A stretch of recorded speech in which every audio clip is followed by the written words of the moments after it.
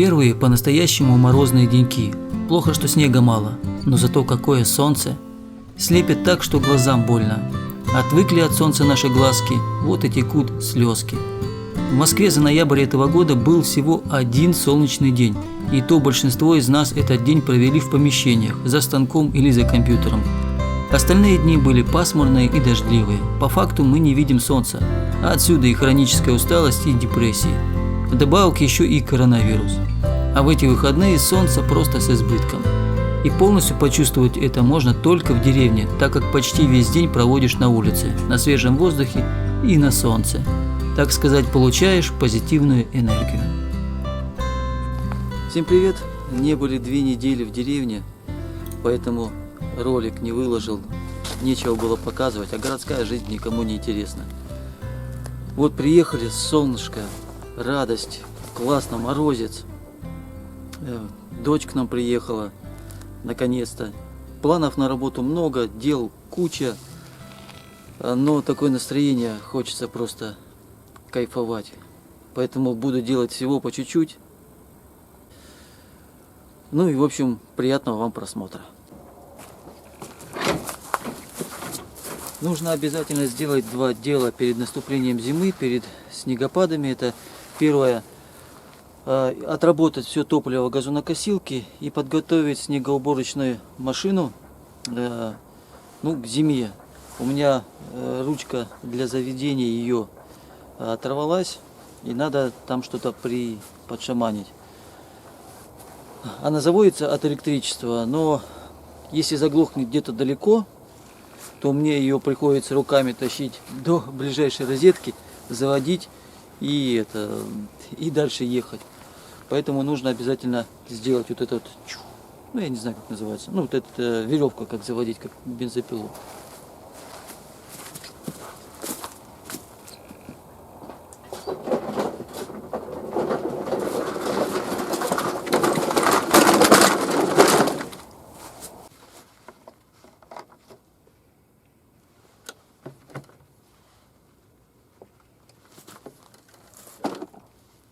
Не знаю почему, но горючки в баке нет. Значит, одним делом меньше.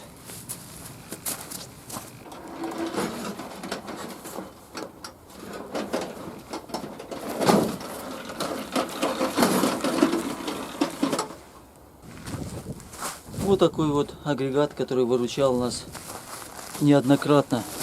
Проснемся, все замело, надо уезжать. Дороги заметенные, на машине просто так не проедешь. Трактор будет непонятно когда, будет или вообще он будет или не будет. Беру этот агрегат, завожу 2-3 часа и дорога вон туда аж. От моего дома до асфальта 800 метров. Чищено, можно спокойненько проехать. Если высокий мягкий снег, без наста, бываете, знаете, такой пирог такой. Мягкий снег наст, мягкий снег наст. Тогда ему тяжело брать. А если мягкий снег, выше колена снег берет за один проход. Классная штука, вообще классная. Мне ее когда-то Таня лет 5, наверное, или 6 назад подарила на день рождения. А проблема, вот видите, вот эта штука заводить, здесь веревочка, вот она порвалась и там туда ушла. А болтики, они не откручиваются, они слизанные. Не могу понять, в чем дело, но сейчас буду шаманить.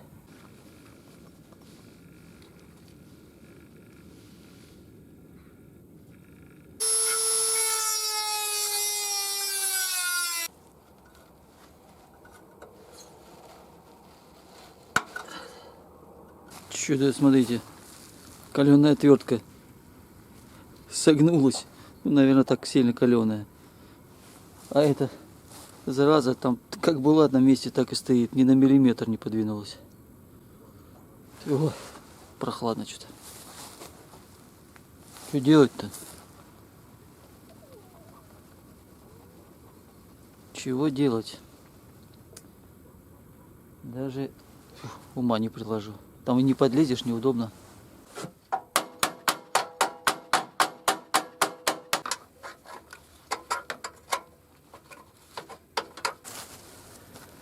Я вам скажу, вот эти, я не знаю кто, по-моему, канадская фирма, Какие-то нестандартные ключи 8,8.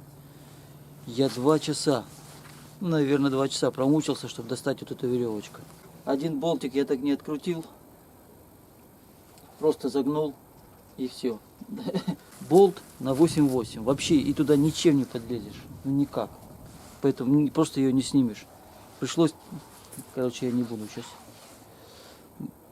Одни матерные слова. Просто жесть. Сейчас бы еще 2 часа доставал эту веревочку. Сейчас еще будут 2 часа ее обратно. Это как ты, говорит, ты еще полдня будешь бегать, чтобы фотографию отдать, да? Ну вот это про меня.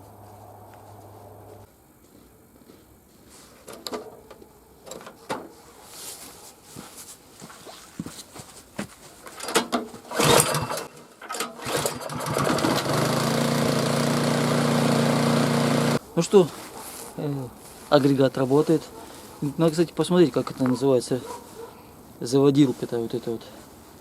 Как она, кстати, называется? Если знаете, напишите в комментариях. Вот. И вечер настал. Просто очень короткие дни. Ничего не успеваешь. Приезжаешь наскоками. Ну да ладно. На самом деле у меня вчера был день рождения. Аленка, дочь наша старшая, приехала со своим молодым человеком. Сейчас будем праздновать. Костерчик будем жечь, на гитарке играть. Ну, пойду рыбку мариновать. Сейчас покопчу, пожарю. Шашлычок. Будет вкусно. Так, есть у нас 3 форельки. Вот такие замечательные. Одну будем жарить и 2 будем коптить. Рецепт простой, но очень-очень вкусный. 3 ложки соли. 1 ложку сахара. Перец.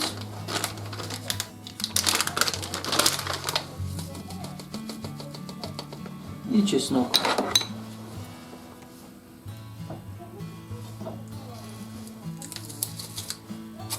Все это дело перемешиваем. И мажем.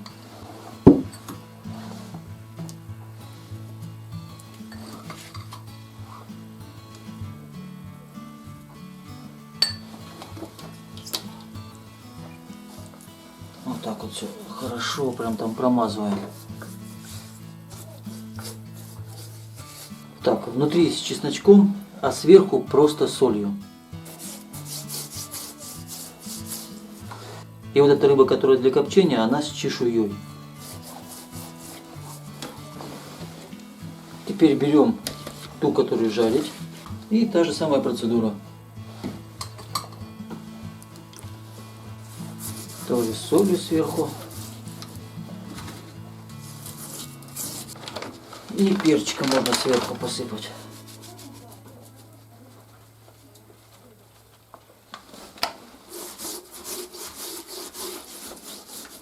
Так что томатов вяленых я не нашел. Хотел положить сюда внутрь вяленых томатов. Но есть всегда альтернатива. То есть еще нужно добавить прованских трав итальянской кухни и добавлю паприку внутрь. Для аромата, для вкуса. Это в рыбу, которую будем жарить.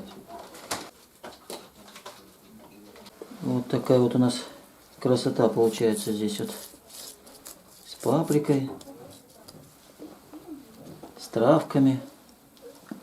Замариновали и теперь ждем часик, может быть 1,5. К этому времени я уже разведу угли, подготовлю коптильню и останется только это дело все поставить на огонь и приготовить.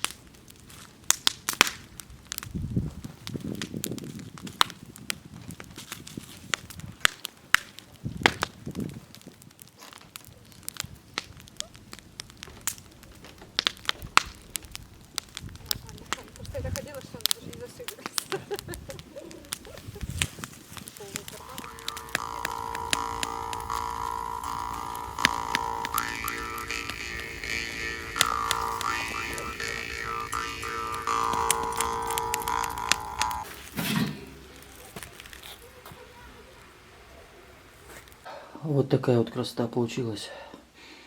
Запах просто непередаваемый.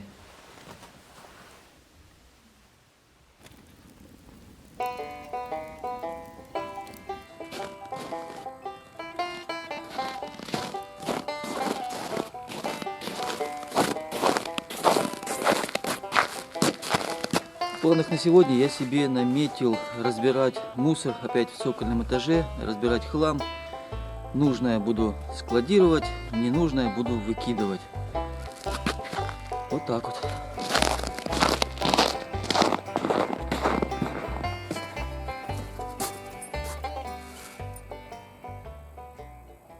Вместе с покупкой дома нам досталось некоторое количество вещей, о которых мы не думали при покупке. Да? То есть мы покупали дом и участок земли, а в придачу получили там какую-то сетку рабица, столбы, молотки, лопаты. По сути, вот эти плюшки, они принесли некий материальный бонус. И вот мне стало интересно, какой. Потому что я все равно бы некоторые вещи покупал. Я покупал бы столбы, я покупал бы сетку рабица, да? Я покупал бы какую-то мебель для дома. А так она уже есть. И мне стало интересно. Давайте вместе с вами посчитаем.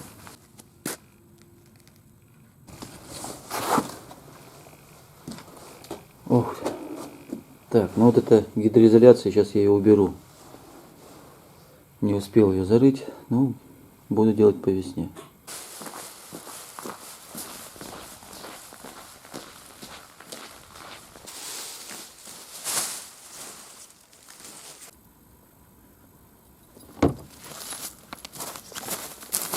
Замок застрял.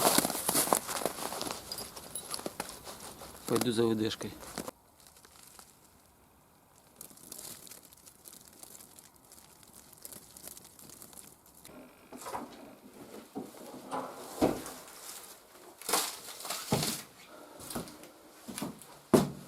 Ну что, некоторые вещи мы уже сюда, в этот вагончик положили.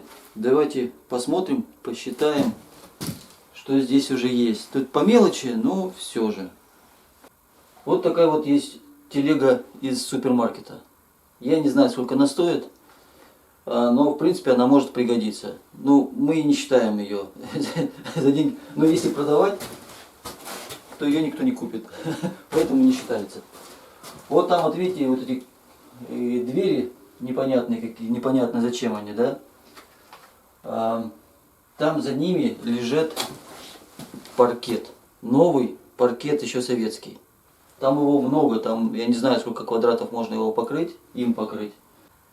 Вот эта вся площадь от потолка и до пола, и метр туда глубиной, примерно метр, это все вот такие вот дубовые плашки от паркета.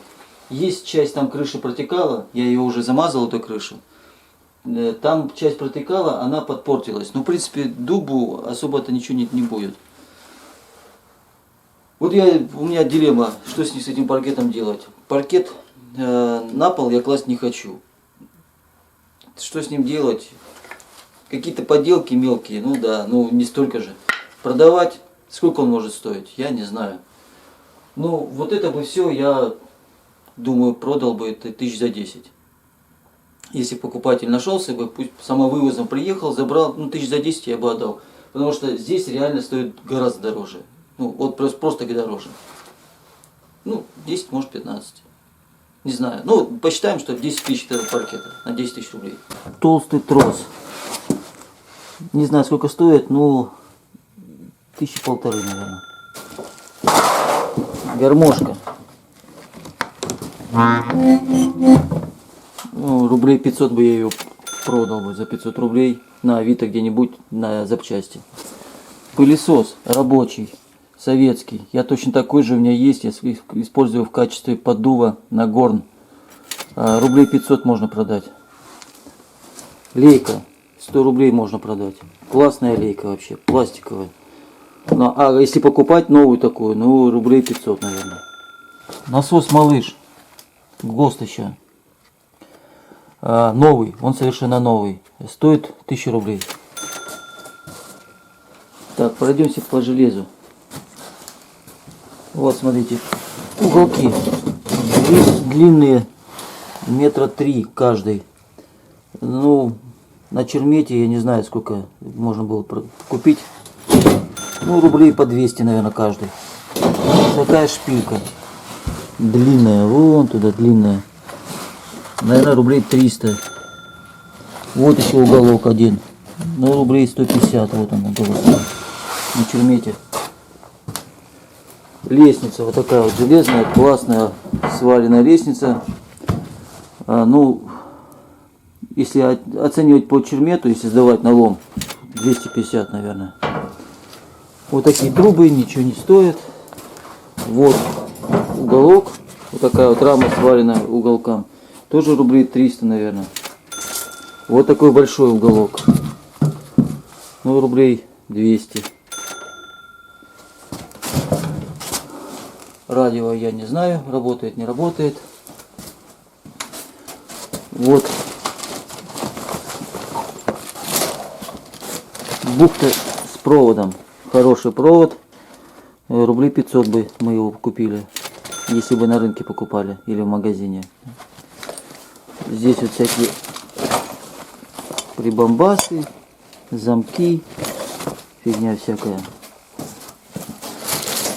Это противогаз армейский, новый. Ну, как бы он поюзанный, но внутри он новый. Не знаю, сколько стоит, но рублей, наверное, 500 можно продать на Авито. Вот эти вот два малыша. Я не проверял. Если рабочие, то рублей по 200, наверное. Вот эта бухта для проводов. Прям вот она полная бухта. Наверное, рублей 400 можно купить ее. А может дороже даже. Вот еще провода. Вот здесь бухта с проводами. Тоже рублей 400. Лампочку мы не считаем.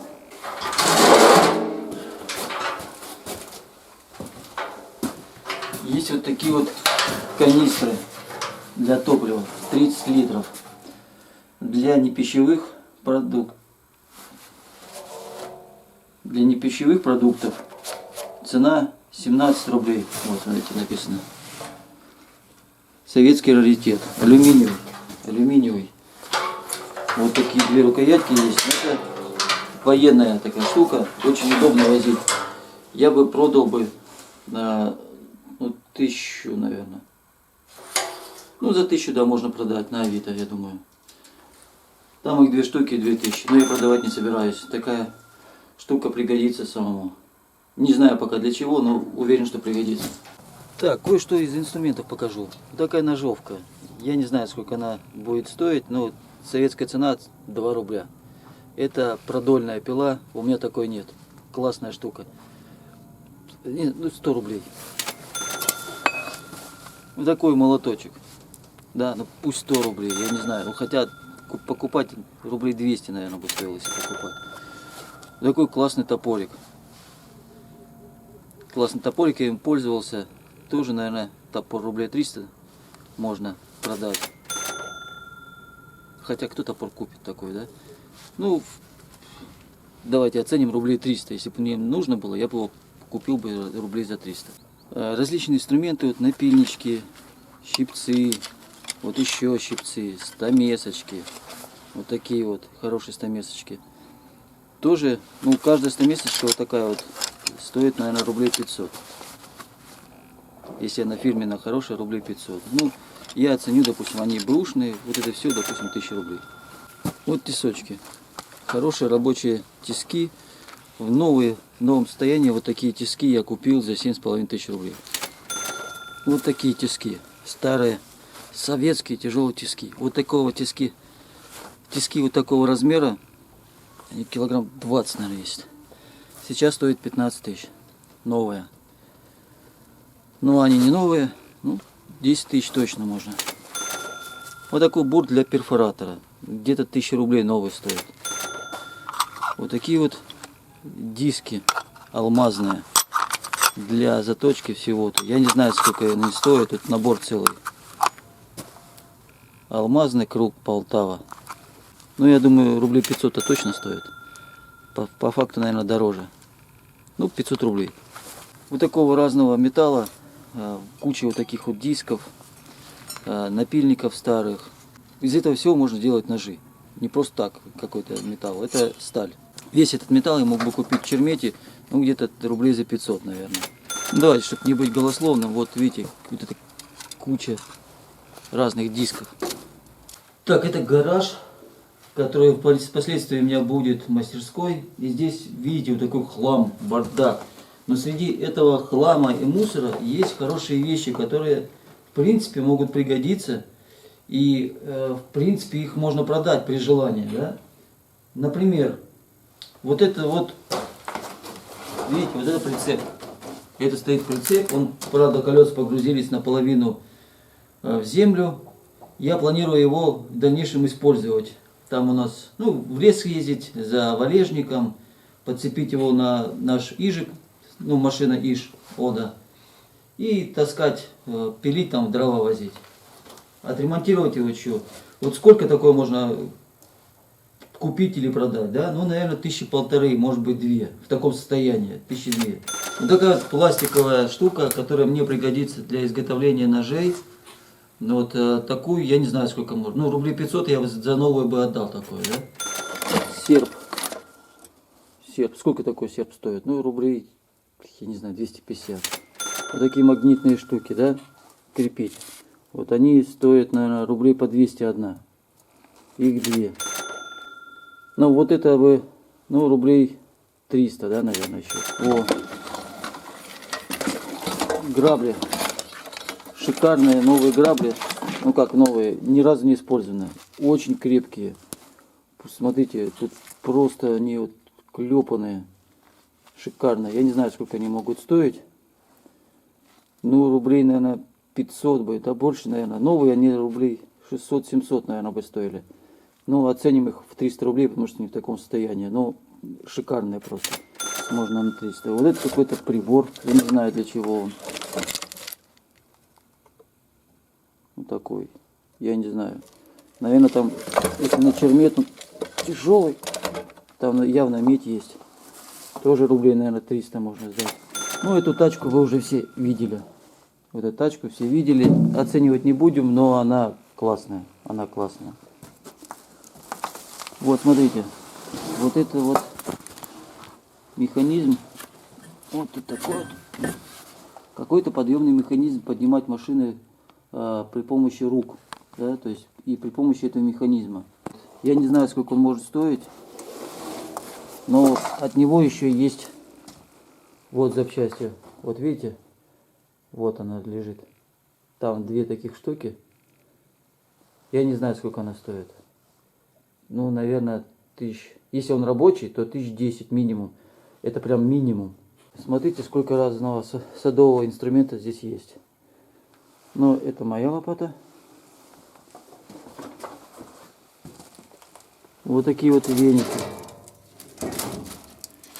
Кстати, вот уровень, это я здесь нашел. У меня такой же есть, но это местный уровень. Такой уровень стоит в районе 800 рублей. Вот грабли. Грабли, вилы, лопаты. Вот такие садовые грабельки. Вот такие вот грабли хорошие прям. Вон там куча инструмента. Ну, давайте весь этот инструмент оценим. Потому что там лопаты есть и плохие, есть и хорошие. Но все это юзанное, ну, в районе 1000 рублей. В районе 1000 рублей вот это все можно при желании продать. А почистить и продать. Ну, а не буду смотреть, показывать. Там хороший, нормальный инструмент. Просто в таком состоянии, в грязном. Вот, кстати, вот этот прицеп. Вот он. Вот такие вот асбестоцементные трубы. 2-метровые. Их здесь порядка 20 штук. Плюс там 5 штук я использовал. Где-то, ну, 25 штук, да. Да, они стоят что-то рублей по 300, по-моему. Ну, считайте, вот 6 рублей. Ну, хорошо. 5000 рублей это, да, эти трубы. Это считаем прям по самому минимуму. Теперь посмотрите сюда. Вот эти тяжеленные трубы асбестоцементные диаметром большим, сантиметров 20 диаметром. Их здесь раз, два, три, 4 штуки. Длиной они 5 метров. Я не знаю, сколько они стоят. Буду делать подпорную стенку там в огороде декоративную. И это будет типа дренаж, я из него сделаю. Тоже, наверное, рублей 1005 это все стоит. Такого диаметра точно 1005. Такая вот длинная труба. Длинная труба. Ну, рублей, наверное, 500 стоит, если покупать ее. В этой бочке гудрон. Пол бочки гудрона. Это круто. Это смола. Подвал буду делать, обязательно буду его использовать. Я бы такое количество гудрона купил бы, наверное, тысячи за 2. А здесь он бесплатно лежит. Просто его достать, растопить и все. Вот этот забор. Видите, я трубы поставил. И сетку рабицы поставил. 2 рулона сетка рабицы. 2000 рублей сэкономил. Ну что, зайдем в дом. В доме посмотрим, какие плюшки есть. Вот это в прошлый раз вам показывал. Здесь гвозди, там саморезы. Вот это все я оценил, по-моему, в 1500 рублей. Вот. Газовая плита. Газовая плита. Такая, знаете, настольная. Новая совершенно. Такая стоит 1003. Или 2,5. Ну, давайте 2,5. Оценим 2500 рублей. Прям новая совершенно. Вот подъемное устройство типа таля, да? То есть на тросиках все подвешиваешь, рукоять крутишь. И можно поднимать тяжелые вещи. Грузоподъемность я не знаю, но предполагаю где-то, ну, наверное, тонну поднимать можно. В таком состоянии, наверное, 1002. Вот если бы я покупал, наверное, покупал бы за 2000. Вот такой вот раритетный вентилятор. По-моему, даже советский. Сейчас посчитаю. Здесь вот написано 220 вольт. Сделано в СССР. ГОСТ. Я думаю, любители таких раритетных вещей вот такую штуку купили бы. Она прям, вот смотрите, тяжелая. Ну, если бы я продавал, 1500 продавал бы. Пропеллер поменять, вентилятор. И он как новый, если он рабочий. Рабочий. 1500 минимум. Вот здесь вот еще разные вещи. Тут частично есть мои инструменты. Уже там перфоратор мой стоит. Вот такая вот лампа инженерная, да? Настольная. Она такая лофтовая. Таких сейчас даже, ну, я не знаю, новый, наверное, будет стоить дорого. Ну, рублей за 500 продать ее можно. Я так предполагаю. Ну, там провода всякие разные, их уже оценивать не будем. Вот такой вот инструмент для очистки, изоляции на проводах. У меня такого инструмента нет. Я хотел себе покупать. Вот он, такой инструмент, стоит в районе 1000 рублей. Вот, смотрите, мебель, кресло совершенно новое. Вот совершенно новые кресла. Второе кресло. И диван совершенно новый. Ну, не знаю, ну, за 10 можно диван такой купить. За 10 можно купить. И это без учета доставки. А если доставка еще, все вместе 5000 рублей.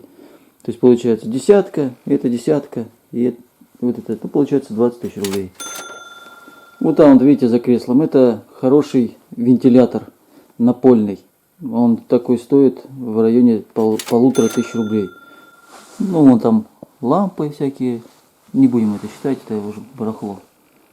Вот сейчас в тумбочках посмотрим, что там в тумбочках есть. Лампочки. О, какая интересная диодная лампа. Не знаю, сколько это стоит.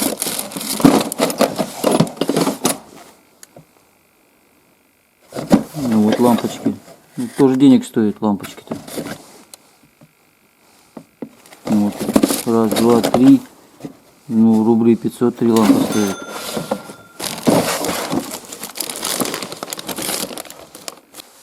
Вот такое количество вещей нам досталось бонусом к покупке этого земельного участка и этого дома.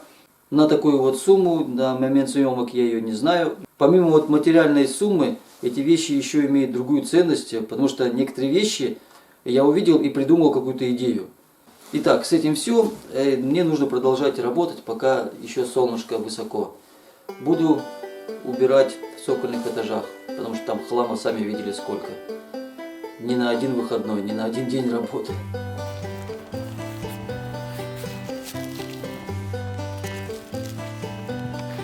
Дело в том, что они у меня все время падают. Вешаю седьмой зелененький. Под зелененьким. Нет, не хочет.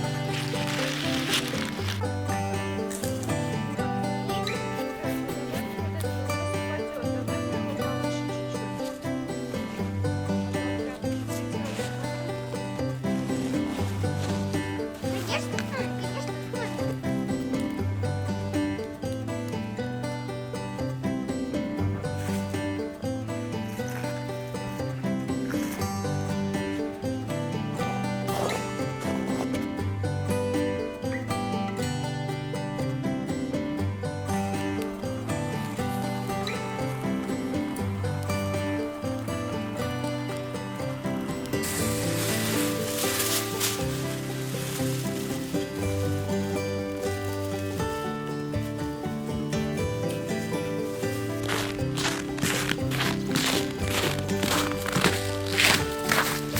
Иду на спасательную операцию.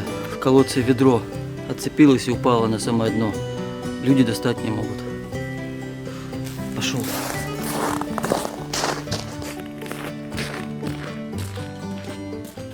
Это у нас памятник погибшим во время Великой Отечественной войны. Мужики ходили на фронт и не вернулись.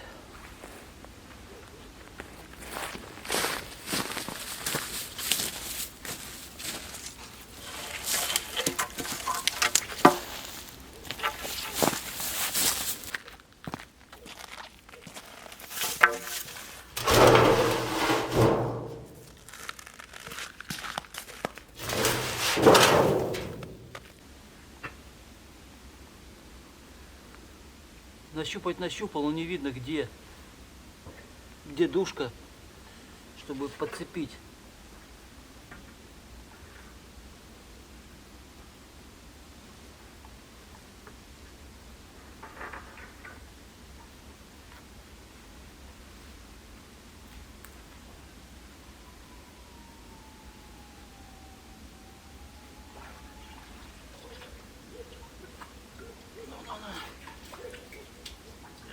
Есть.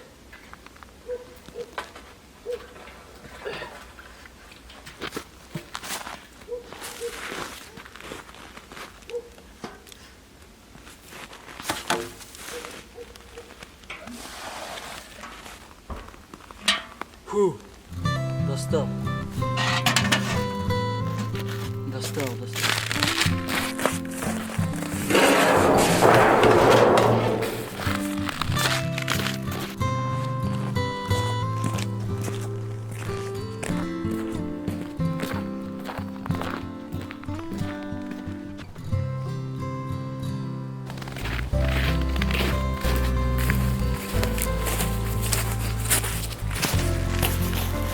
Ну что, на этом я буду с вами прощаться. Спасибо, что досмотрели до конца. Спасибо, что ставите лайки, пишите комментарии. В общем, с вами был Константин. Вы смотрели канал ЖКВ Саморучка. Подписывайтесь, если хотите. Все, пока, до новых встреч.